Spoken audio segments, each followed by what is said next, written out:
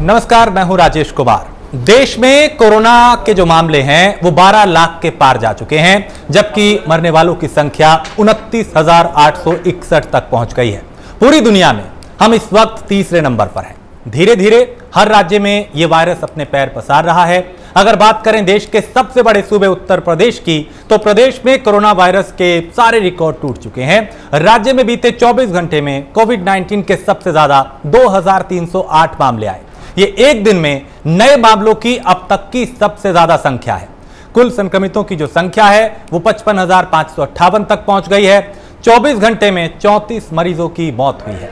इसके साथ ही राज्य में कोरोना महामारी से मरने वालों की संख्या बढ़कर 1,263 हो गई है। हालांकि अच्छी बात यह है कि उत्तर प्रदेश में कोरोना दूसरे राज्यों की तुलना में कम तेजी से फैल रहा है। देश में जहां बीते 4 सप्ताह में टेस्ट पॉजिटिविटी की जो रेट प्रतिशत है वो बढ़ा है, वहीं यूपी में ये 0.2% बढ़ा है। और अगर यूपी में कोरोना वायरस के बढ़ते मामलों के बीच प्रशासन की तरफ से भी लापरवाही की बात करें तो कई तस्वीरें और कई खबरें आए दिन सामने आ रही हैं। इसकी वानगी यूपी के कई जिलों में देखने को मिली। बरेली जिले में अस्पताल में कोरोना मरीजों के लिए बनाए गए वार्ड में झरना बहने लगा। यहां पे हालात आप तस्वीरों में देख सकते हैं। इसके चलते वार्ड में हर तरफ पानी ही पानी पसरा दिखाई दिया। ऐसा ही कुछ हाल महोबा के अस्पताल में भी देखा गया। ललितपुर में एक खेत में पीपीई किट पड़ी दिखाई दी। यानी एक तरफ उत्तर प्रदेश के मुख्यमंत्री योगी आदित्यनाथ कोरोना पर प्रहार के लिए तमाम कोशिशें कर रहे हैं, वहीं प्रशासन पूरी तरह इस पर लापरवाही बरत रहा है। ऐसे में कोरोना से लड़ाई में जंग कैसे जीती जाएगी, ये एक बड़ा सवाल है। और इस सवाल पे हम एक बड़े पैनल के साथ चर्चा करेंगे कि आखिर क्यों तेजी से कोरोना अपने पैर पसार रहा है, कहां खामी रही, कहां कमियां रही, और जो हालात शुरुआत में जिससे बचने की कोशिश की गई थी वो हालात हमारे सामने आज खड़े हैं। तो 55,588 कोरोना के मरीज उत्तर प्रदेश में अब तक सामने आए। 1,263 लोगों की अब तक जान जा चुकी है और ठीक हुए मरीजों की जो संख्या है वो 21,127 है कुल मामलों में से। तो यूपी में 24 घंटे में सबसे ज्यादा 2308 मामले आए हैं। यह अब तक का सबसे ज्यादा एक दिन का आंकड़ा है और पिछले 24 घंटे में 34 लोगों की जान गई है इसी कोरोना के चलते। तो देश में 12.4 लाख कोरोना के मरीज हैं और ठीक हुए मरीजों की संख्या 7,83,000 है। देश में अब तक 29,861 लोगों की जान इस महामारी के चलते गई है। 24 घंटे में पूरे देश की अगर बात करें तो 45,000 से ज्यादा नए मामले आए हैं। यह डरावना आंकड़ा है। 1,129 लोगों की पिछले 24 घंटे में मौत हुई है।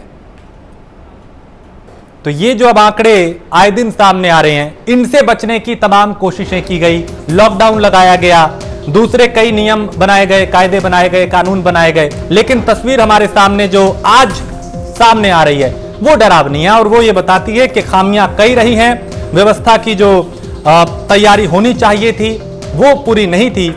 नतीजा आज हम सबके सामने है। इसी हालात से बचने के लिए तमाम कोशिशें की गई। एक लंबा लॉकडाउन का दौर देखा। अब भी अलग अलग राज्य अपने अपने तरीकों से कोरोना से जूझते नजर आ रहे हैं, लेकिन 45,000 एक दिन में अगर मामले देश भर में सामने आ रहे हैं तो इसी हालात से बचने की हमने कोशिश की थी, जिससे बच हम नहीं पाए हैं। पूरी दुनिया की बात करें तो हम तीसरे नंबर पे पहुंच चुके हैं।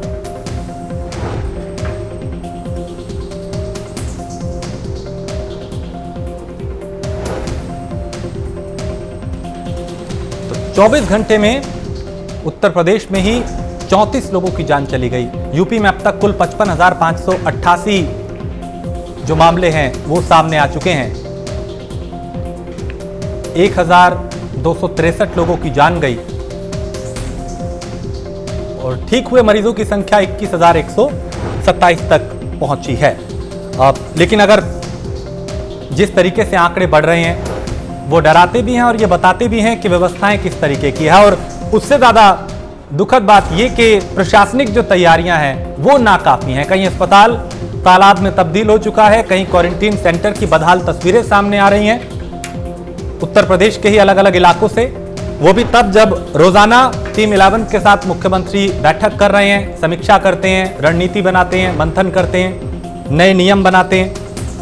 तब भी कोरोना के जो मामले हैं वो नहीं रुक रहे। हालांकि पूरे देश की अगर बात करें दूसरे राज्यों से और उत्तर प्रदेश की बात करें तो मामलों का जो बढ़ने का प्रतिशत है वो काफी कम, लेकिन व्यवस्थाएं यहां पे जो हैं वो सवाल जरूर उठाती हैं प्रशासन पर कि आखिर क्यों उसकी तैयारी पुख्ता नहीं है। तो अब तक पूरे देश में 29,861 लोगों की जान इसी महामारी के चलते गई है। पिछले 24 घंटे में 45,000 से ज्यादा नए मामले आए हैं और ये आंकड़ा जो है वो डरावना है, क्योंकि 2 दिन पहले ये संख्या 40,000 तक पहुंची थी।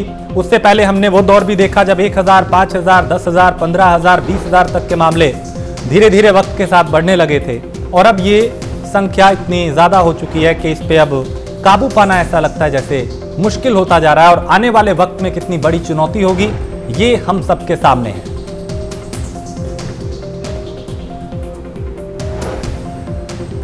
तो कोरोना का जो ग्राफ है वो तेजी से बढ़ रहा है और इसे रोकने के लिए ही तमाम प्रयास किए गए, कदम उठाए गए, लेकिन सब ऐसा लगता है जैसे नाकाफी है और बहुत कुछ करना होगा। अभी नई रणनीति बनानी होगी, नए रास्ते तलाशने होंगे, क्योंकि कहीं लापरवाही सामने आ रही है और कहीं पर सिस्टम की मार। तो इसमें कैसे सुधार होगा ये एक बड़ा सवाल है, क्योंकि पिछले कई दिनों में कई ऐसी जगहों से कई तस्वीरें आई जो व्यवस्था पर सवाल उठाती हैं, जो प्रशासन पर सवाल उठाती हैं।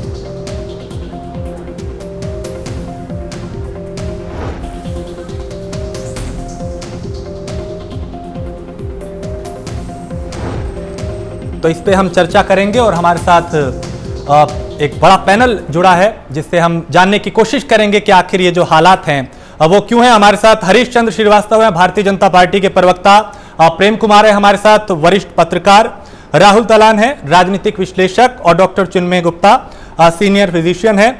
इसके अलावा कुछ और मेहमान हमारे साथ जुड़ेंगे, उनका भी तारुफ आपको कराएंगे। इस बीच सबसे पहले हरीश चंद्र जी आपके पास मैं आऊंगा।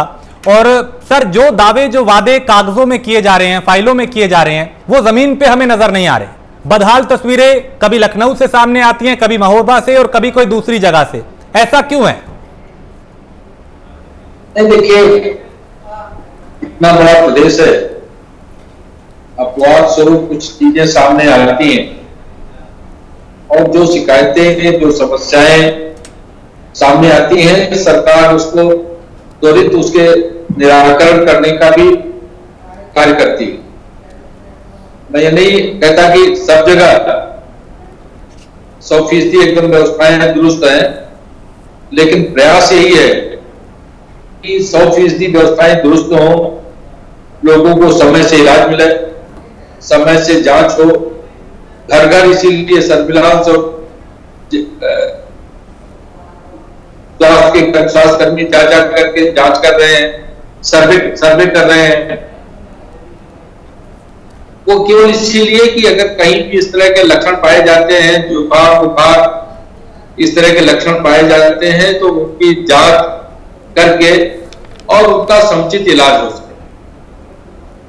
पिछले दिनों जो स्वास्थ्य के एसीएस हैं, उन्होंने जो बात बताई थी कि 1,40,000 के करीब पूरे प्रदेश में बुखार जुकाम से पीड़ित लोग मिले हैं और उनकी कोरोना की जांच हो रही है।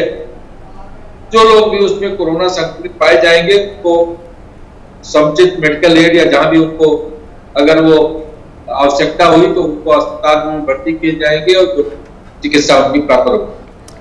लेकिन हरीश जी, इसी हालात से बचने की तो कोशिश की जा रही थी जो आज हमारे सामने मुंह ताक रहे हैं, जो हालात बने हुए हैं, इससे बचने के लिए तमाम कोशिशें की गई। लेकिन आज प्रशासन की लापरवाही ऐसी है कि कहीं पे तो अस्पताल में बेड नहीं है, कहीं मरीज एम्बुलेंस में ही भटकते हुए नजर आते हैं। लखनऊ के ही हालात बुरे हैं, वहां पे ही लोगों को बेड नहीं मिल पा रहे, जिलाधिकारी फोन नहीं उठाते। नहीं, देखिए, बात वो नहीं है जितनी प्रचार में आती है। जो मेरी विशेषज्ञों से बात हुई, दिक्कत कभी कभी वो आती है कि देखिए, कोरोना संक्रमण के लिए लेवल 1, लेवल 2, लेवल 3 हॉस्पिटल निर्धारित किए गए। लेवल 3 में केजीएमयू, पीजीआई, लोहिया संस्थान, लोक बंधु इस तरह के हॉस्पिटल्स हैं। जो भी संक्रमित होता है, अगर उसमें सिम्टम भी नहीं है तो भी वो बड़े अस्पताल में भर्ती होते हैं। जबकि ये जो लेवल 3 के हॉस्पिटल है वो कोरोना संक्रमण, जिनमें ज्यादा संक्रमण है ऐसे पेशेंट्स के लिए। लेकिन लोगों की मारामारी होती है कि नहीं साहब हम केजीएम में ही जाएंगे, पीजीआई ही जाएंगे, लोहिया हॉस्पिटल ही जाएंगे, उस तरह की समस्याएं आती हैं। और उनको भी समाधान करने की दृष्टि से माननीय मुख्यमंत्री जी ने अब होम आइसोलेशन की भी सुविधा असिम्प्टोमेटिक लोगों के लिए दिया है, जिनके यहाँ 2 बाथरूम है, अलग कमरा है, या इसी तरह जो लोग अफोर्ड कर सकते हैं उनको होटल में रहने की, रिजॉर्ट्स में रहने की सुविधाएं वो अलाउ किया गया है कि वो प्रोटोकॉल का पालन करते हुए वहां रह सकते हैं। और उनका मेडिकल प्रतिदिन उनके जो डॉक्टर हैं वो उनसे फोन पे या उनकी जांच पड़ताल करते रहेंगे, उनको गाइडेंस देते रहेंगे। प्रेम जी, तो ये सारी व्यवस्थाएं इसी लिहाज से की गई हैं। ठीक है, मैं वापस आता हूं। एक बड़ी बात जी, दूसरी 1 मिनट में अपनी बात कह दूं, जैसा विशेषज्ञों की राय है कि ये जो कोरोना संक्रमण के ज्यादा पेशेंट मिल रहे हैं, उसका एक कारण तो बरसात का मौसम है जिसमें ह्यूमिडिटी बढ़ती है। चलिए, उनकी आवाज नहीं पहुंच रही, कोई दिक्कत है, उनके पास वापस पहुंचेंगे। लेकिन प्रेम जी, ये जो हालात बने हैं हमारे सामने, इसी से तो बचने के लिए तमाम कोशिशें की गई थी, लॉकडाउन लगाया गया था, तरह तरह के कदम उठाए गए, नियम बनाए गए। लेकिन आज एक दिन में अगर देश में 45,000 से ज्यादा मामले आ रहे हैं, तब तो ये हमें सोचने पर मजबूर होना पड़ेगा कि कहाँ खामी रही।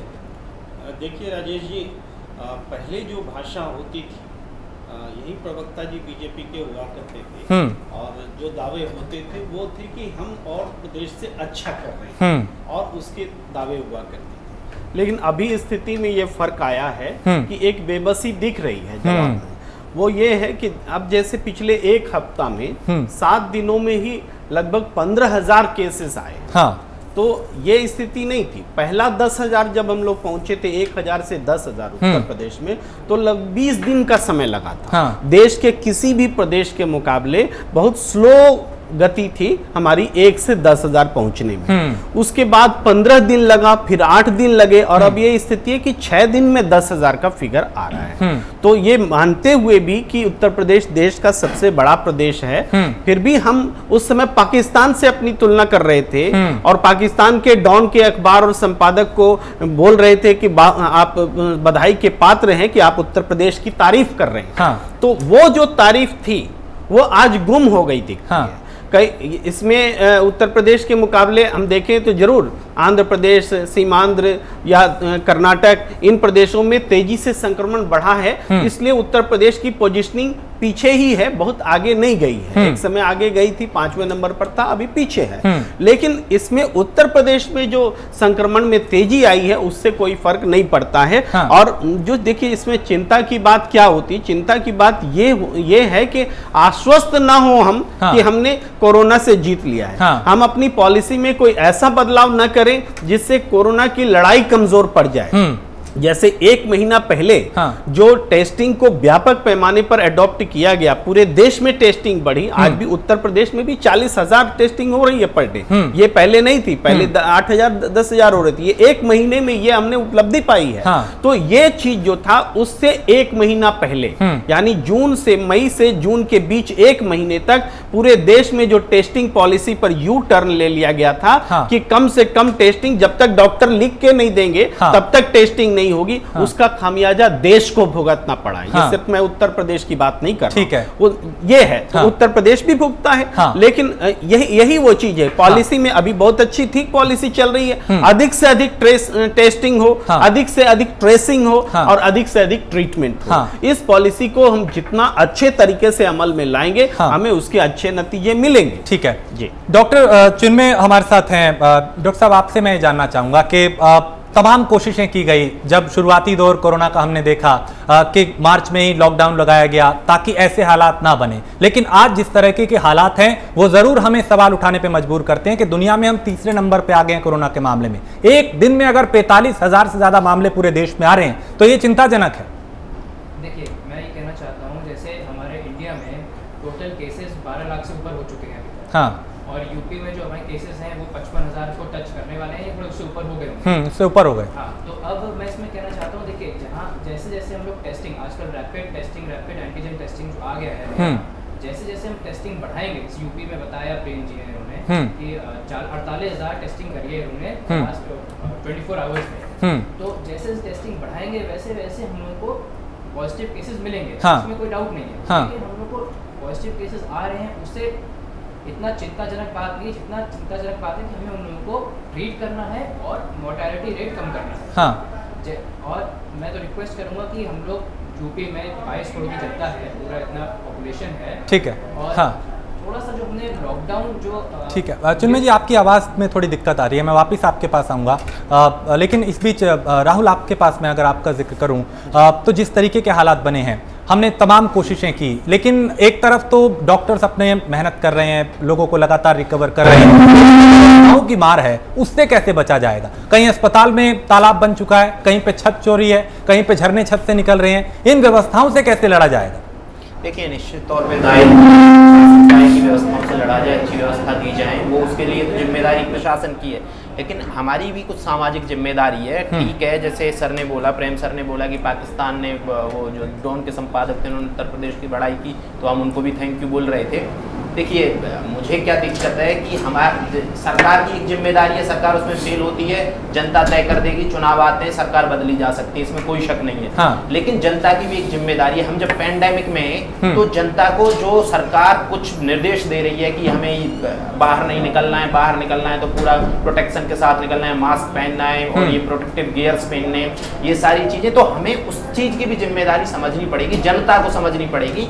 देखिए, सरकार जो है वो जनता पे बिल्कुल पहरा नहीं लगा सकती है, और ये जो बीमारी है ये आपके बाहर निकलने से ही फैल सकती है। इसीलिए हमें खुद की जिम्मेदारी भी समझनी पड़ेगी, पूरे प्रदेश की जनता को, पूरे देश की जनता को, तभी हम, नहीं तो बड़े बड़े देशों की जो कभी अपने आप को स्वास्थ्य सेवाओं में नंबर 1 मानते हैं, उनकी व्यवस्था चरमरा चुकी है, वहां नहीं रुक रहा है, दोबारा से भी वह दूसरी वेव आने की तैयारी हो रही है। तो ऐसा नहीं है कि ये बीमारी खत्म हो गई है, ना ये बीमारी खत्म हुई है, बस इसका नहीं, मैं ये आप तस्वीर देखिए जो इस वक्त हमारे टेलीविजन पे चल रही है, इसको देख के आप ये बता सकते हैं ये क्वारंटीन सेंटर है, ऐसी अस्पतालों की भी तस्वीरें हैं। तो एक तरफ हम कोरोना से लड़ रहे हैं, दूसरी तरफ ऐसी अव्यवस्थाएं जो हैं, इससे कैसे बचा जाएगा? इसकी तैयार कम से कम जिम्मेदारी। बहुत सारे अस्थाई सेंटर बनाए गए, बहुत सारे टेंट में बनाए गए, ये सारी चीजें। तो ये देखिए, बारिश का सीजन है और बारिश के सीजन में बहुत कुछ चरमरा जाता है। जब बारिश की कोई उम्मीद, ये नहीं पता है ना कि कितनी बारिश होगी, अगर जो बारिश अब आप उम्मीद कर रहे हैं कि इतने मिलीमीटर होगी, उससे ज्यादा हो जाए तो सारी चीजें चरमरा सकती हैं। हाँ, लेकिन फिर भी सरकार की जिम्मेदारी है कि वो ड्रेनेज सिस्टम को बेहतर करे, पानी ना भरे हॉस्पिटल में, डॉक्टर्स को पानी से गुजर के ना जाना पड़े, ये सरकार की जिम्मेदारी है, इनसे कोई नहीं बच सकता है। ये हर साल बारिश हर साल आती है, बारिश का सीजन हर साल आता है, इसीलिए हमें इन सारी चीजों से बचने के लिए अपने ड्रेनेज सिस्टम को बेहतर करना है, अपनी व्यवस्थाओं को बेहतर करना है। तो इसको कोई नहीं, अगर जो सरकार इस चीज की वो पल्ला झाड़ती है कि नहीं, ये इसके बहाने बनाती है, तो ये गलत है, एकदम गलत है। सरकार की जो जिम्मेदारी है वो सरकार को निर्वहन करना ही पड़ेगा और जिम्मेदारी लेनी पड़ेगी। ठीक है, समाजवादी पार्टी से हमारे साथ राजपाल कश्यप भी हैं। राजपाल जी, सरकार ये कह रही है कि दूसरे राज्यों से हम बेहतर हैं, उत्तर प्रदेश की अगर बात करें तो यहां के हालात दूसरे राज्यों से बेहतर हैं। आप लोग क्यों कह रहे हैं कि यहां पे व्यवस्थाएं चरमरा चुकी हैं? देखिए राजेश जी, जब ये कोरोना की शुरुआत तब पता नहीं कौन कौन सी बातें देश की सरकार की और प्रदेश की सरकार ने की, पता नहीं कितने जाति धर्मों से होते हुए, और फिर कहा गया इस देश में ज्यादा है, हमारे यहाँ कम है, फिर कहा गया इस प्रदेश में ज्यादा है, हमारे यहाँ कम है, फिर कहा गया इस जिले में ज्यादा है, हमारे यहाँ कम है। लेकिन ऐसे होते ही देखिए, ये कोई सरकार का जवाब नहीं होना चाहिए। सरकार को जो अपनी व्यवस्थाएं हैं उनको दुरुस्त करना चाहिए, जो भी संसाधन है उनको तो कम से कम दुरुस्त करना चाहिए। हाँ। जैसी भी व्यवस्था है, कोरोना की तो दवाई बनी नहीं, लेकिन वो तो डॉक्टर्स हमारे एक्सपर्ट और वैज्ञानिक बनाए, लेकिन जो अस्पताल हैं, जो देख रेख हो सकती है, जो पीपी किट से लेके जो मशीनरी उपलब्ध कराई जा सकती है, जो क्वारंटाइन सेंटर बने हैं, ये तो सरकार की जिम्मेदारी है, ये सरकार नकार नहीं सकती। और जो दुर्व्यवस्था इस समय है वो ऐसी दुर्व्यवस्था कभी नहीं। आप बताइए, क्वारंटाइन सेंटरों में सांप निकल रहे हैं, चलो ये तो बरसात हो गई, बरसात में तो सब हॉस्पिटलों में पानी की और सारी समस्याएं आ गई, लेकिन कितनी जगह सांप निकल रहे, कितनी जगह खाने को नहीं मिले, कितनी जगह जो सैंपल लेके जा रहे हैं। हमारे हरदोई जनपद के डिप्टी एसपी खुद वो कोरोना वॉरियर्स थे, बेचारे पूरे टाइम लगे रहे। उनकी जांच रिपोर्ट पहले निगेटिव आ गई, फिर दूसरा सैंपल गया तो 5 दिन वापस ही नहीं आया। हाँ, गायब हो गया। तब तक उनकी हालात खराब हो गई। फिर वो हरदोई से लखनऊ आए और वो बेचारे एक्सपायर हो गए। ऐसे पता नहीं कितने लोग, और उनकी तक केयर करने वाला कोई नहीं है। जो लोग खुद लगे हैं, स्वास्थ्य कर्मी अगर कोई बीमार पड़ जा रहा तो उसकी तक की व्यवस्था देखने वाला नहीं है। हॉस्पिटलों में मैंने देखा एक वीडियो आ रहा था, एक नर्स जो है महिला खुद गिर गई, उसको उठाने वाला कोई नहीं था। तो ये क्या क्या हो रहा है हॉस्पिटलों में? ये तो सरकार संसाधन व्यवस्था तो मैनेज कर सकती ठीक से और पैसा दे सकती है। पैसा जा कहाँ रहा भाई? पैसा कहाँ खर्च हो रहा? कोरोना के नाम पे कोरोना फंड बने हैं और पीएम केयर फंड बना है, सीएम केयर फंड बना है, और कितना चंदा गरीबों ने दिया है इस कोरोना महामारी में। अब गरीबों से लेकर कर्मचारियों से लेकर सभी लोगों ने, विधायक सांसद सबकी तरफ से गया। ठीक है, जवाब ले लेते हैं। पैसा इस समय कोरोना पे जब खर्च हो रहा तो फिर ये क्वारंटाइन सेंटर क्यों नहीं ठीक से है? ठीक है, जवाब ले लेते हैं। हरीश चंद्र जी पूरी तरह फेल है। ना इनसे कोरोना संभल रहा और ना ही इनसे कानून व्यवस्था संभल रही। ठीक है, प्रदेश की हालात बहुत अस्त व्यस्त हो चुकी। ये काढ़ा की बात करते थे, काढ़ा चमनप्राश तक तो एक आदमी को उपलब्ध नहीं करा पाए, तो ये क्या करेंगे? और हरीश जी से जवाब ले लेते हैं। हरीश जी, वजह से कितने गंभीर बीमारियों से मर जा रहे हैं एक राजेश जी, चाहे kidney, liver, cancer, heart attack, कितने लोग परेशान हैं जिनका कोरोना की वजह से ऐसी व्यवस्था हुई, उनका इलाज नहीं हुआ, घर पे तड़प तड़प के लोग मर रहे हैं। ठीक है, जवाब ले लेते हैं। हरीश जी, विपक्ष तमाम आप पे आरोप लगा रहा है, आपने सुना, उनका जवाब दीजिए। नहीं, उनकी राज्यपाल कश्यप जी की बात में सुन नहीं पाया, आवाज साफ नहीं आ रही थी। आप उनके कुछ सवाल हमको बता दीजिए। वो सीधा कह रहे हैं कि जो व्यवस्थाएं हैं वो पूरी चरमरा चुकी हैं। जो फंड बना था, चाहे सीएम केयर फंड हो, पीएम केयर फंड हो, कोरोना से बचने के लिए, उनका इस्तेमाल कहां किया जा रहा है? अस्पतालों की बदहाल व्यवस्था है, क्वारंटीन सेंटर का बुरा हाल है, तो आखिर पैसा कहां जा रहा है? व्यवस्थाएं क्यों चरमराई? राज्यपाल कश्यप जी, उत्तर प्रदेश बहुत बड़ा प्रदेश है। एक अगर अपवाद स्वरूप ये कहीं कोरोना सेंटर में कोई बदहाली या कोई समस्या सामने आई तो वो पूरे प्रदेश को आप उससे इक्वेट नहीं कर सकते। या कोई एक अस्पताल में अगर कोई समस्या खड़ी हुई तो आप उससे पूरे प्रदेश को नहीं देख सकते। जहां जो समस्याएं आई हैं वो दूर की जा रही। और आपने पीएम केयर फंड और सीएम कोविड केयर फंड की बात की, तो जहां देश में वायरोलॉजी की एक प्रयोगशाला केवल पुणे में थी, आज पूरे देश में 1200 से ज्यादा जो लैब है, वायरोलॉजी लैब, वो स्टेब्लिश हुए हैं। इसीलिए जांच इतनी संख्या में तेजी के साथ बढ़ी है और इतनी जो फैसिलिटी क्रिएट की गई कोरोना पेशेंट्स के संक्रमित को उपचार के लिए, तो ये बहुत सारी चीजें हैं जो अपने आप में आपके सवाल के जवाब हैं। और बाकी सवाल आप सम्मानित विधान परिषद सदस्य हैं, आप अधिकारियों से पूछिएगा, वो आपको बताएंगे। लेकिन ये कह देना बड़ा सहज है कि संभल नहीं रहा है। अगर संभल नहीं रहा है तो 60% से ज्यादा जो पेशेंट की रिकवरी है वो क्यों है, कैसे है? आपके भी पार्टी के कई नेता संक्रमित हुए और सब उपचारित होकर के अपने घरों को आए, तो वो उसी व्यवस्था का परिणाम है।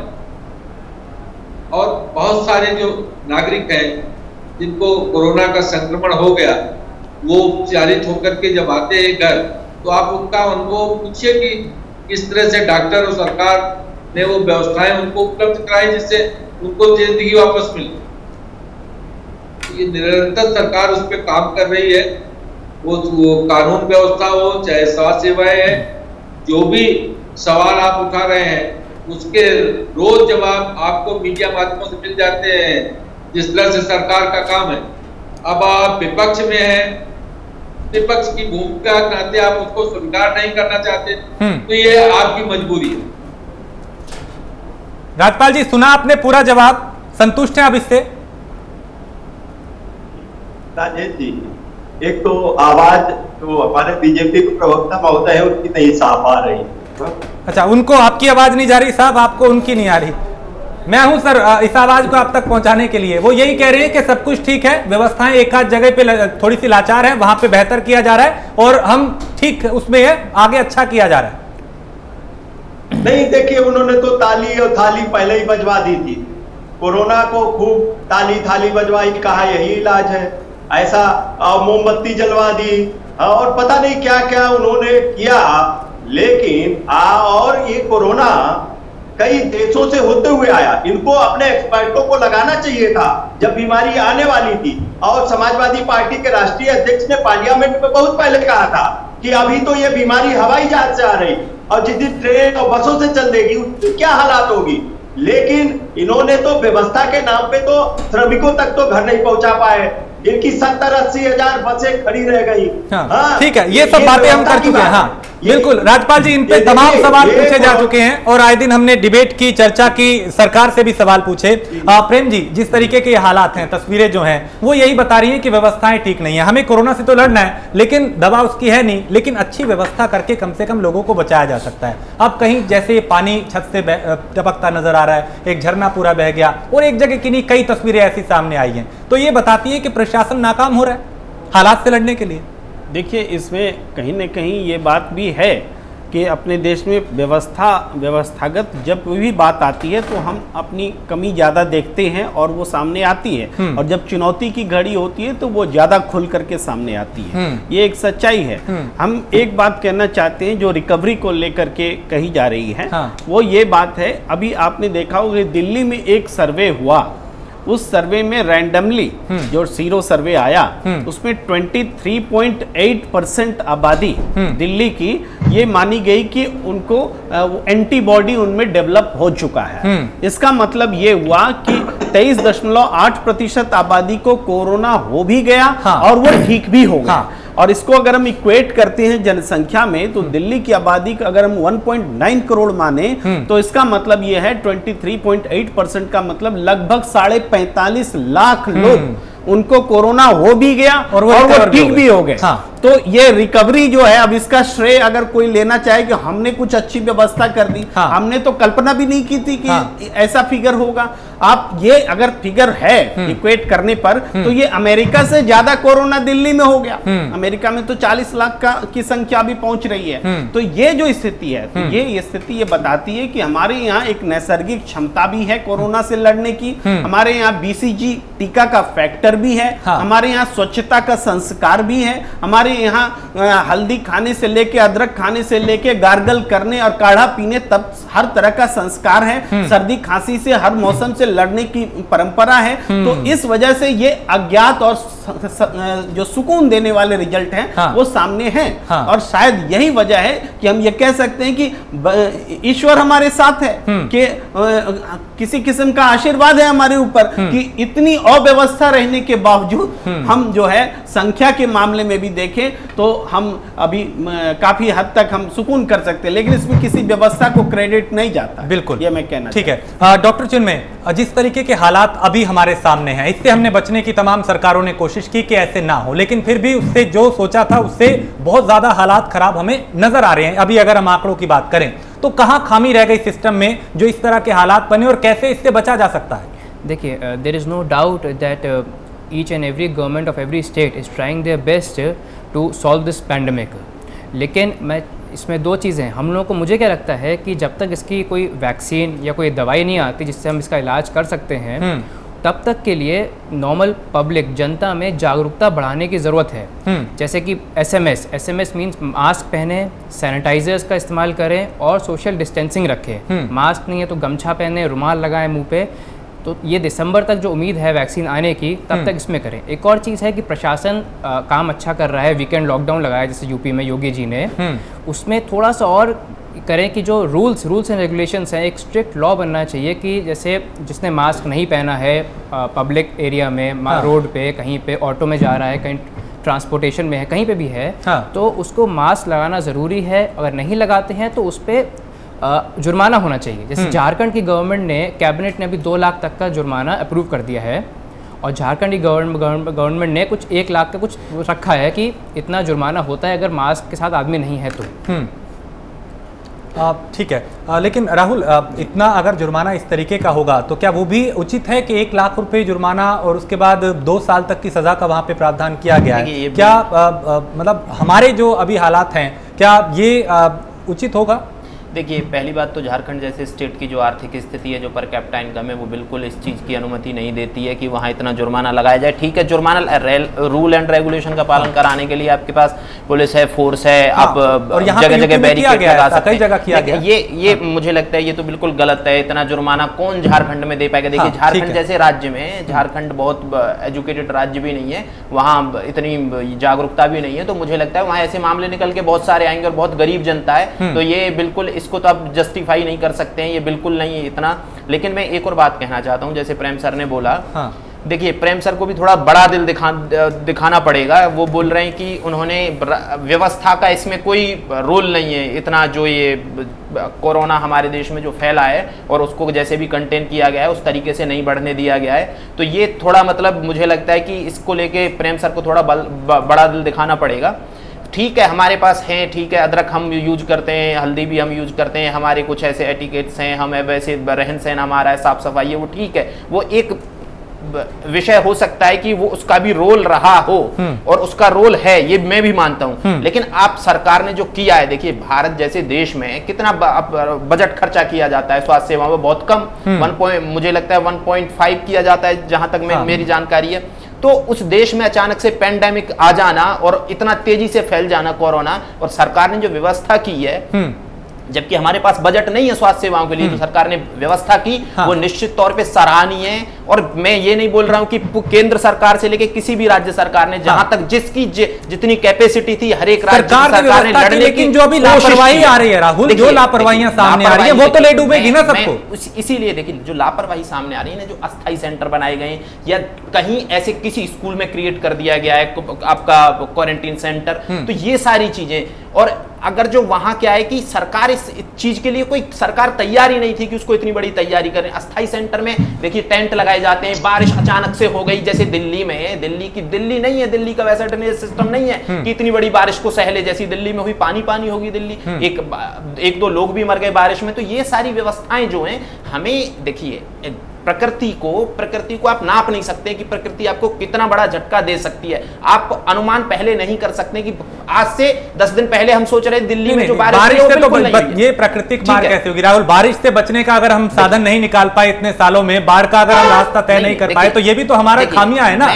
कोई हर चीज देखिए, इस देश में ना तो जो बीजेपी की सरकार रही है केंद्र में 6 साल से, उसने सारी स्वास्थ्य सेवाएं, ऐसा नहीं है कि ये तो पूरे तब ये हमारे जब से आजाद हुए पुरानी परिपाटी थी कि हम स्वास्थ्य सेवाओं पे बहुत कम खर्चा करते थे। अब निश्चित तौर पे हमें ये आगे कोई भी सरकार ये नहीं बोल सकती कि हमने अपने बजट में से इतना ज्यादा खर्चा किया था कि किसी सरकार ने नहीं किया था। सब स्वास्थ्य सेवाओं पे और एजुकेशन पे हमारे यहाँ बहुत कम खर्चा होता है, ये हम मान रहे हैं, ये पूरा विश्व जानता है कि भारत इन चीजों पे खर्चा नहीं करता है, तो हमें वो खर्चा बढ़ाने की जरूरत है। और इस चीज के लिए आप कि एक सरकार को दोषी नहीं ठहरा सकते हैं, आपको जिम्मेदारी देनी पड़ेगी सभी सरकारों को, क्योंकि पुराने जमाने से ऐसा नहीं है कि किसी सरकार ने 10% टोटल बजट का कर दिया हो कि भाई ये स्वास्थ्य सेवाओं के लिए, किसी ने नहीं किया है। वैसी स्वास्थ्य सेवाएं रही है सदा से। अब हमें सोचना पड़ेगा क्योंकि हम एक ऐसी भयावह स्थिति में कि हमें अपने बजट को, जो स्वास्थ्य सेवाओं का बजट है, उसको बढ़ाना ही होगा। यही हरीश जी, इसमें कोई दो राय नहीं कि मुख्यमंत्री लगातार एक्टिव रहे हैं। उत्तर प्रदेश में हमने देखा पहले दिन से ही वो खुद एक्टिव रहे हैं और अब भी लगातार वो टीम 11 के साथ रोजाना बैठक करते हैं ताकि हालात को बेहतर किया जाए।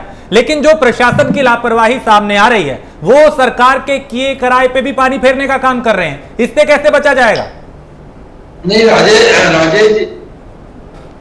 जी, इस बात को मैं मानता हूं कि स्थानीय प्रशासन के स्तर पर, अधिकारियों कर्मचारियों के स्तर पर कई बार लापरवाहियों के कारण सरकार को शर्मसार होना पड़ता है। लेकिन जैसा आप कह रहे थे कि सरकार ने व्यवस्था नहीं की, तो जो परिस्थिति आकस्मिक पैदा होती है उसमें आप व्यवस्थाओं को चाहे जितना फूल प्रूफ करने की प्रयास करें, लेकिन जब इतने बड़े लेवल पे आपको व्यवस्थाएं करनी होती है तो उसमें निश्चित रूप से कहीं न कहीं दिक्कतें आती हैं। शिकायतें होना स्वाभाविक है, उन शिकायतों को दूर करने का हमेशा सरकार प्रयास करती है। नहीं, शिकायत तो ये है कि बारिश हर साल होती है सर, और कम से कम बारिश से बचने के लिए हमारे सामने वो सड़कें होती हैं जो तालाब बन जाती हैं, हमारे सामने अस्पताल होते हैं जहां पानी भर जाता है और जो बेड हैं वो तैरते हुए नजर आते हैं, मरीज डॉक्टर सब उसी में नजर आते हैं। तो इससे तो बचा जा सकता है ना, एक सरकार नहीं है तो सबके लिए है। नहीं राजेश जी, मैं इसमें एक बात आपको कहूं जी, हम सब अपने नागरिक कर्तव्य का पालन नहीं करते।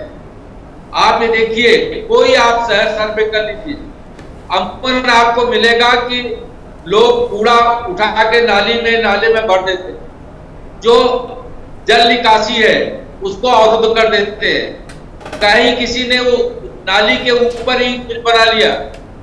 तो आज आपकी जिस तरह की प्रवृत्ति में रह रहे, कोई आप शहर सर्वे कर लीजिए, क्या कोई नागरिक अपने कर्तव्य का पालन कर रहा है? वो इंक्रोच कर लेता है नाली को भी, सड़क की पटरी को भी, वही गाड़ी खड़ी कर देगा।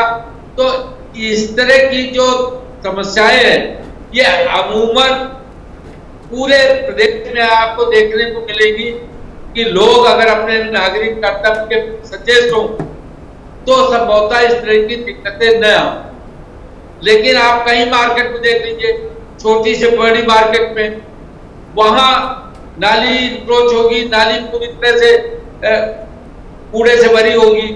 तो ये जो समस्याएं हैं, ये आम समस्याएं हैं और हम सबकी जिम्मेदारी उसको दूर करना। प्रेम जी, इससे आप सहमत हैं कि ये जब प्रशासन होता है, पूरा हर विभाग है उसको देखने के लिए, अगर कहीं अतिक्रमण हो रहा है उसे हटाने के लिए भी, क्या इससे बचा जा सकता है कि नागरिकों की भी जिम्मेदारी? राजेश जी, हरीश जी जो बात कर रहे हैं वो यथास्थिति को रख रहे हैं, लेकिन इसमें हम जनता को जो दोष दे रहे हैं, मैं उदाहरण देना चाहता हूँ। यही पब्लिक होती है जो मेट्रो में सफर करती है, और यही पब्लिक होती है जो आम बसेस में और ट्रेनों में सफर करती है। यही पब्लिक फर्स्ट क्लास में भी जाती है और साधारण डिब्बों में भी जाती है, लेकिन इसी पब्लिक का बिहेवियर अलग अलग जगह पर अलग अलग हो जाता है। हाँ। पहले कि हमारे सामने में सिगरेट का पीना, हम लोग उसको बहुत सामान्य लेते थे, लेकिन आज अब ये स्थिति है कि कोई सिगरेट पीता है तो हम उसको टोकते हैं। थूकना आज भी देश के कई हिस्सों में बड़ा आम है, लेकिन कई जगहों पे उसको गंभीरता से लिया जाता है। हाँ। तो ये जनता को का जो रिएक्शन देने का और जो तरीका है, हम उसको सिस्टम कैसा देते हैं उस पर निर्भर करता है। हम कूड़ा, जब से स्वच्छता अभियान चला देश में, बड़ा परिवर्तन आया, ब्लू कलर, ग्रीन कलर, हर तरह के बॉक्सेस रखे जाने लगे, तो जनता का बिहेवियर भी उस हिसाब से बदला। लेकिन हम अगर ये कहें कि जनता तो ये सुधरने ही वाली नहीं है, तो ये सोच गलत है, ये मैं कहना चाहता हूँ। जी ठीक है। राजपाल जी, आपसे मैं समझना चाहूंगा कि एक आध जगह को अगर छोड़ दिया जाए, जिस तरीके के हालात हमारे सामने आए, हमने सवाल भी उठाए, पूछा भी, और उस व्यवस्था को बेहतर करवाने की भी कोशिश की, और कई जगह वो ठीक भी हुई, तो आप आज भी क्यों इसी को आधार बना के सरकार को घेर रहे हैं? क्या सिर्फ सियासत करनी है, या मिलकर यहां पे कोई कदम उठाना होगा ताकि लोगों को बचाया जा सके? देखिए, जब से कोरोना हुआ और कोरोना बीमारी आई है, देश के प्रधानमंत्री, मुख्यमंत्री या जिसने भी जो एक्सपर्टों ने सलाह दी, सभी ने माना, चाहे पक्ष हो चाहे विपक्ष हो, जो घोषणाएं हुई सब ने माना और सबने सहयोग किया इस पूरे उसमें, सब विपक्ष सबने मिलकर मदद करने का काम किया है।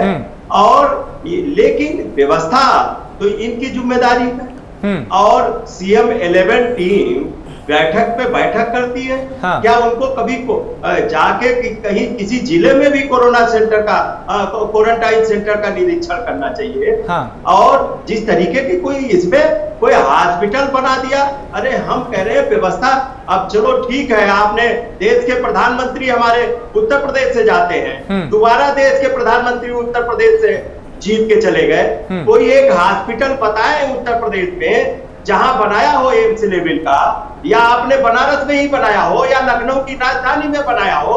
माननीय अखिलेश यादव जी तो 5 साल ही रहे, चीफ मिनिस्टर रहे, उन्होंने आपका मेदांता खड़ा कर दिया, और कैंसर का बड़ा हॉस्पिटल बना खड़ा कर दिया, लोहिया इंस्टीट्यूट खड़ा कर दिया, सफाई में आयुर्वेद संस्थान खड़ा कर दिया, वहां भी पीजीआई लेवल खड़ा कर दिया, कितने हॉस्पिटल बना दिए और शताब्दी बना दिया। तो ये और स्वास्थ्य सेवाओं में लगातार काम किया था, 108 से लेकर और सारी व्यवस्थाएं की थी। ये बताए कोई देश में, कोई उत्तर प्रदेश में कितने हॉस्पिटल, लखनऊ की राजधानी बता दे, दूर छोड़ जाए, राजधानी में हमारे प्रवक्ता महोदय बैठे, बता दें कि देश के प्रधानमंत्री ने या उत्तर प्रदेश के मुख्यमंत्री ने ये हॉस्पिटल बना खड़ा किया है। हम 10 हॉस्पिटल गिना देंगे, 10 कॉलेज गिना देंगे। हरीश जी, आप सुन पाए या मैं ही बताऊं क्या कुछ कहा राज्यपाल जी ने? नहीं, देखिए राज्यपाल जी तो वो ठीक है, उन्होंने बनाया, अच्छा है, लेकिन उन्होंने जो योगी जी ने पूरे उत्तर प्रदेश में 21 मेडिकल कॉलेज जो बना रहे हैं वो इनको याद नहीं है। गोरखपुर में एम्स बनाया, वो इनको याद नहीं है, वहां इलाज हो रहा लोग। तो ठीक है, आपकी सरकार ने जो काम किया अच्छी बात है, लेकिन योगी जो जिले जिले में, आप तो केवल राजधानी देख रहे थे, उन्होंने पूरे प्रदेश में 21 मेडिकल कॉलेज बना के खड़े कर रहे। हरीश जी की आवाज़ नहीं आ रही। डॉक्टर साहब, आपके पास आता हूं मैं। और कई जगह पे हमने ये देखा कि मेडिकल स्टाफ की जो लापरवाही है वो सामने आई। जैसे कहीं पे अगर पीपीई किट इस्तेमाल की गई है तो उसे कहीं भी खुले में फेंक दिया, जो ये जानते हैं कि ये कितना खतरनाक हो सकता है। इन लापरवाहियों से कैसे बचा जाएगा? सब कुछ प्रशासन पे थोप देना ये भी ठीक नहीं। तो जो हमारी जिम्मेदारी है, हम जिस विभाग में हैं, जो हमें करना है, अगर वो ठीक से नहीं कर पा रहे तो फिर दोष किसको दिया जाए? देखिए क्या है, राजेश जी एक सवाल और पूछ लीजिए। राजेश जी एक्सपर्ट महोदय से एक सवाल और पूछ लीजिए जी। प्रधानमंत्री जी ने जो ऐप लोड कराया कि बता देगा कोरोना किसको है, वो तो अभी तक कहीं सक्सेस दिखाई नहीं पड़ा, उस ऐप का क्या हुआ? ठीक है, वो भी जान लेते हैं डॉक्टर साहब। देखिए क्या है, हम सबको पता है कि नंबर ऑफ बेड्स और जो हमारी इंडिया की पॉपुलेशन है उसमें ज़मीन आसमान का फ़र्क है। नंबर ऑफ बेड्स हम लोग को बढ़ाने चाहिए। That is a process over the years, धीरे धीरे होगा। जो I agree with mister Rahul, उन्होंने कहा कि बजट, हेल्थ का बजट बढ़ाना चाहिए। दैट इज, उसमें कोई शक की दोहराई नहीं है, कोई पॉइंट उसमें है नहीं कि बढ़ाना है उसमें। तो नेक्स्ट कि आपका, जैसे आप कह रहे हो कि पीपीई किट्स का आप यहाँ मतलब जो तस्वीरें देख रहा हूँ मैं कि पीपीई किट्स वहाँ पे डिस्पोज करे, proper disposal is a must. And जो वहाँ जो भी हॉस्पिटल्स हैं, चाहे वो गवर्नमेंट हैं, चाहे वो प्राइवेट हॉस्पिटल्स हैं, उन दोनों के जो भी MS हैं, CEO हैं, जो भी इंचार्ज हैं, उनको ध्यान रखना चाहिए कि जो हाउसकीपिंग पर्सन्स हैं, हाउसकीपिंग बॉयज़ हैं, वो जो पीपीई किट्स को बहुत अच्छे से पॉलीथीन में रैप करके उसको सेफ जगह डिस्पोज किया जाए। मास्क हो गए, PPE, because they can be infected and they can infect others too. कुछ सवाल समाजवादी पार्टी के प्रवक्ता ने उठाए हैं ऐप को लेके, जो उन्होंने कहा कि ये कितनी कारगर हैं, जो कहा जा रहा है कि इसे आप डाउनलोड करें, इससे बचा जा सकता है, अलर्ट आपको आएगा। तो इस पे आप अगर उनको संतुष्ट कर पाएँ। देखिए आरोग्य सेतु ऐप, देखिए मैं तो कहूँगा कि सबको डाउनलोड करनी चाहिए और सबको यूज़ करनी चाहिए। देखिए क्योंकि something is better than nothing. आप आरोग्य सेतु ऐप डाउनलोड करेंगे, जब आप किसी का, देखिए एसिम्प्टोमेटिक पर्सन्स जो होते हैं वो आरोग्य सेतु ऐप पे नहीं शो करेंगे जब तक आप जाके टेस्ट नहीं कराएंगे, वहाँ पॉजिटिव नहीं आएंगे और उनकी रिपोर्ट उस गवर्नमेंट पे नहीं जाएगी, तब तक उसमें नहीं शो करेगा। लेकिन जैसे मैं यूज़ करता हूँ तो मेरे आसपास के 5 किलोमीटर के दायरे में काफ़ी मरीज़ आते हैं, तो मुझे पता है कि अपने आसपास कितने लोग हैं, मैं किसी के कांटेक्ट में आया हूँ कि नहीं आया हूँ। अगर आया हूँ, इफ़ इट शोज़ कि अगर you are at moderate risk, तो अपने आप को क्वारंटीन रखिए, जैसे कि आप दूसरों को ना फैलाएं। 14 दिन क्वारंटीन रहिए और उसमें मतलब it is a useful app and it should be installed by everyone. ठीक है राहुल, जिस तरीके की व्यवस्थाएं हैं, हमने कई सवाल पहले भी किए और अब भी इसी तरीके के, कि इससे उभरा कैसे जाएगा? जो अगर कहीं पे लापरवाही हो रही है तो क्या सिर्फ एक अस्पताल या किसी डॉक्टर पे कार्रवाई करनी होगी, या एक व्यवस्था को बेहतर करने के लिए कुछ बड़े कदम उठाने होंगे कि दोबारा ऐसा ना हो? एक रास्ता बनाना होगा जो जिस पे चल के एक सफर तय हो। देखिए हमें आज़ाद हुए 70 साल से ज़्यादा हो गए, हम अभी तक वैसे देश हैं जो सुधारों के लिए तरस रहे हैं। बहुत ना हमारे कहीं सुधार नहीं, ना पुलिस में सुधार हैं, ना जुडिशरी में सुधार हैं, ना सामाजिक सुधार हैं। हमें इन चीज़ों की तरफ बढ़ना पड़ेगा और जब तक हम ना जिम्मेदार नहीं ठहराएंगे किसी को, है क्या एक्चुअली में सरकारी नौकरी जैसे कोई भी करता है ना, आप समझ लीजिए दोनों नौकरियों में आप अंतर कर लीजिए, एक जो प्राइवेट सेक्टर में जॉब करता है और एक सरकारी सेक्टर में जॉब करता है, आपको समझ में आ जाएगा कि जो सरकारी सेक्टर में जॉब करता है वो बहुत रिलैक्स है। वो समझता है कि वो अगर जो ऑफिस नहीं जाएगा, अपनी जिम्मेदारी नहीं पूरी करेगा, तो उसका कुछ नहीं बिगड़ने वाला है। तो ये सारी चीजें जो हमारे यहाँ ये जो विचार आ गए और ये जो लोगों की धारणा बन गई कि सरकारी सेक्टर में हम जाके सेफ हैं, तो हमें जिम्मेदारी तय करनी पड़ेगी सबकी। इसीलिए हमें इस देश में सब जगह सुधारों की जरूरत है। पुलिस सुधारों की जरूरत है, आपको आर्मी के सुधारों की जरूरत है, आपको जुडिशरी में सुधारों की जरूरत है। और हम अकेले ऐसे देश हैं, कोई भी नेता आपका पूरे विश्व भारत का कोई भी नेता कभी भी सुधारों की बात नहीं करेगा। पुलिस तो खुद नहीं करेगी सुधारों की बात, स्वास्थ्य सेवा में सुधारों की बात नहीं होगी, क्योंकि जिम्मेदारी तय होने लगेंगी। जिम्मेदारी तय होने लगेगी तो जो करप्शन है वो खत्म होगा, और जो करप्शन कर रहे हैं वो उनकी जिम्मेदारी तय होने लगेगी, और उनका जो कमाई का जरिया है वो बंद हो जाएगा। इसीलिए हम सुधारों से भागने वाले देश हैं, इसको कोई नहीं। मैं प्रेम जी बैठे हैं, मैं प्रेम जी इसको हम सपोर्ट करेंगे कि इस देश को ना सुधारों की सब जगह, हर एक जगह इस देश को सुधारों की जरूरत है। लेकिन हम वैसे देश हैं जो दशकों से कोई सुधार नहीं हुए हैं। हम छोटे अमेंडमेंट होते हैं, उनसे हम सोचते हैं चलो इस प्रॉब्लम से हमने निजात पाली, लेकिन निजात नहीं आती है। निजात आएगी जब तक हम प्रॉपर सुधार लागू नहीं करेंगे, और जनता को इसके लिए जिम्मेदार किसी को ठहराना होगा, जनता को जागरूक होना होगा। तब ये कोई भी पॉलिटिकल पार्टी, देखिए आज बीजेपी की, कल किसी की सरकार होगी, वो जनता को ये सारी चीजें फेस करनी पड़ेंगी। लेकिन अगर जब डेमोक्रेसी को सच में अपने यहाँ देखना चाहते हैं कि डेमोक्रेसी क्या होती है, तो आपको सुधार करने ही पड़ेंगे। नहीं तो हम डेमोक्रेसी के नाम पे बस लार्जर डेमोक्रेसी बन के रहेंगे। प्रेम जी के पास में आऊंगा, लेकिन राजपाल कुछ कहना चाह रहे हैं। राजपाल जी क्या कह रहे हैं? देखिए, जैसे अपन राहुल जी ने बताया कि प्राइवेट और गवर्नमेंट सेक्टर में अभी कोरोना महामारी आई, केवल सरकारी सेक्टर काम कर रहा था, प्राइवेट सेक्टर ने सभी ने हाथ खड़े कर दिए। केवल सरकारी कर्मचारी, चाहे पुलिस हो, चाहे सरकारी एम्प्लॉई जो हॉस्पिटल है, वही काम कर रहे थे, और फैक्ट्रियों तक हाथ खड़े कर दिए जो नौकरी कर रहे थे प्राइवेट सेक्टर में। और प्राइवेट सेक्टर में तो केवल दोहन हो रहा है, वो बिजनेस करने आए, कल्याणकारी राज्य की तरफ नहीं देख रहे, वो केवल व्यापार करने आए। और वो प्राइवेट सेक्टर, आप बताइए, टेलीकॉम, हमारा मोबाइल BSNL आज खराब हो गया। इसलिए खराब हो गया क्योंकि लोग चाहते हैं ये प्राइवेट में चला जाए, कमाई होगी, कमीशन आएगा। भ्रष्टाचार के अड्डे बन गए प्राइवेट सेक्टर, और बड़े बड़े पूंजीपति ये बड़े बड़े नेताओं को, पॉलिटिकल पार्टियों को चंदा दे देते हैं, और पूरे गवर्नमेंट सेक्टर को कमजोर किया जा रहा है। वर्तमान में भारत का रेल चला जा रहा, हवाई अड्डा चला जाएगा, कंपनियां टेलीकॉम चली जा रही, बैंकें चली जा रही, सब कुछ प्राइवेट में दे दो। फिर सरकार किस काम की, प्रधानमंत्री किस काम के, मुख्यमंत्री किस काम के, इनका क्या काम है? जैसे पहले वो टेरिटरी होती थी जो पूरे राज्यों को चलाती थी, उन टेरिटरियों का काम था कमाई वसूलना, चंदा वसूलना। इतनी टेरिटरी हमारी है, इससे हम वसूलेंगे, इससे हम वसूलेंगे, फिर भी तो सरकार नाम की चीज खत्म हो जाएगी। सरकारी तंत्र को और मजबूत करना पड़ेगा, सरकारी तंत्रों में सुधार की जरूरत है, और बैठे हुए देश के नेताओं को सुधार करने की जरूरत है। अगर सरकारी तंत्र कमजोर हो गया, उस दिन प्राइवेट सेक्टर में ईस्ट इंडिया कंपनी बन के ये देश हमारा गुलाम हो जाएगा। ईस्ट इंडिया ये बिजनेस के लिए विदेशों से समझौता कर लेंगे, अब आप क्या करोगे? ठीक, राहुल शॉर्ट में, राहुल जल्दी से। हाँ, समाजवादी पार्टी के प्रवक्ता बोल रहे हैं, उसमें ना कोई सच्चाई नहीं है। ये सिर्फ बरगलाने की, जब आप सुधारों की बात करेंगे ना, ठीक है, लेकिन आपको सुविधाएं मिल रही है ना, रोजगार भी तो मिल रहा है प्राइवेट सेक्टर से। सरकार ने कितना दिया हुआ है, प्राइवेट सेक्टर का ज्यादा रोजगार है। अगर जो आप डिफेंस सर्विसेज को निकाल दें तो कितने रोजगार रह जाते हैं आपके पास। और सबसे बड़ी बात, सरकारी नहीं, अरे आप एक्चुअली में है क्या, आप सरकार का काम है रेगुलेट करना, सरकार का काम LIC चलाना थोड़ी है। सरकार LIC चलाएगी, सरकार ये चलाएगी, स्वास्थ्य सेवाएं सरकार देती नहीं है, एजुकेशन में सरकार का कुछ रोल नहीं है। प्राइवेट एजुकेशन, जो काम सरकार का था वो सरकार कर नहीं रही है। आपको नौकरियों की सरकार की जरूरत पड़ी, LIC चलाए सरकार, लेकिन आप एक बार ये नहीं बोलेंगे कि सरकार स्वास्थ्य सेवाएं दे, सरकार एजुकेशन दे। एजुकेशन आपने प्राइवेट में झोंक दी है, स्वास्थ्य सेवाएं आपने प्राइवेट में झोंक दी है, और नौकरी सरकार की यहाँ सरकार ने ये नहीं किया, वो नहीं किया। आप सरकार की जिम्मेदारी नहीं समझते। सरकार की जिम्मेदारी BSNL चलाना नहीं है, कंपनी चलाना सरकार की जिम्मेदारी है क्या? छोड़िए, प्राइवेट सेक्टर पे चलाएंगे अपने आप, रेगुलेट करिए उनको। दुकान खोलेगी सरकार, दुकान खोलेगी, BSNL चलाएगी सरकार, ये चलाएगी, दुकान चला ले सरकार। शर्म नहीं आती आप लोगों को?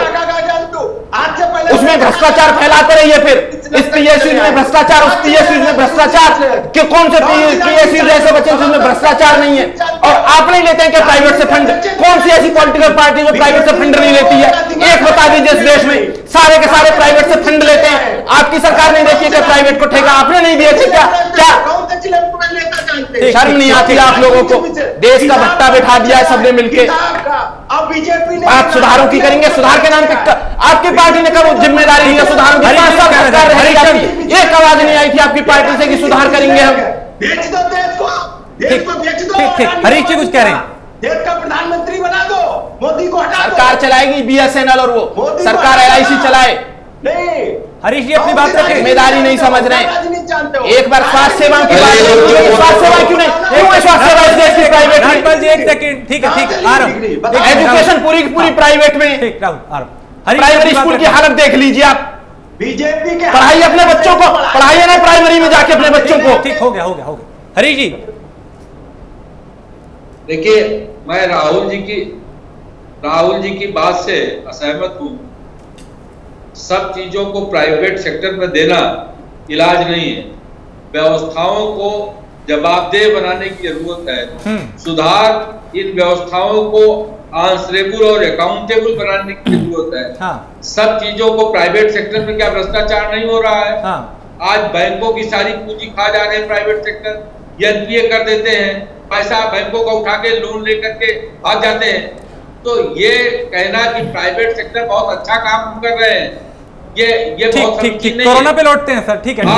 अब सरकारी और प्राइवेट अस्पतालों में जमीन आसमान का फर्क है जी, ये किसी से छिपा नहीं है। स्वास्थ्य सेवाओं पे एक बार किसी ने क्या नहीं जानी चाहिए, स्वास्थ्य सेवाएं प्राइवेट में नहीं जानी चाहिए, एजुकेशन नहीं जानी चाहिए प्राइवेट में, लेकिन सारे के सारे दे दिए प्राइवेट में एजुकेशन और स्वास्थ्य सेवाएं। प्रेम जी, भविष्य हम क्या देखते हैं? आज के हालात को अगर देखें हम और हमारे सामने चुनौती बहुत बड़ी है, तो क्या कल्पना करें हम और कैसे इससे बचा जा सकता है? देखिए, आने वाले समय में जो हम कल्पना कर पा रहे हैं वो ये पा रहे हैं कि लॉकडाउन करना कोई सोल्यूशन नहीं है।